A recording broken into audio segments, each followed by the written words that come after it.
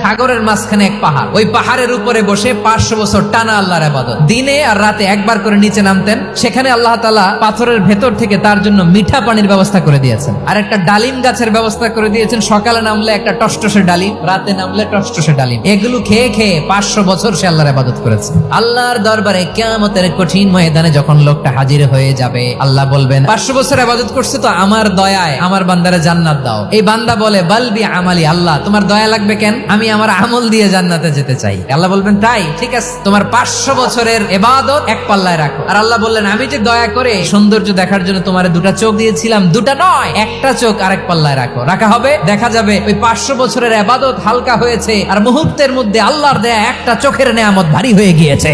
ফলাফল দেখো, হিসাব বলে তুমি এখন জাহান্নামে যাবা, যাও এবার জাহান্নামে যাও। এবার লোকটা কাচুমাচু করে বলে আল্লাহ এবার আমি বুঝতে পেরেছি তোমার দয়া ছাড়া দুনিয়ায় কেউ জান্নাতে যেতে পারবে না।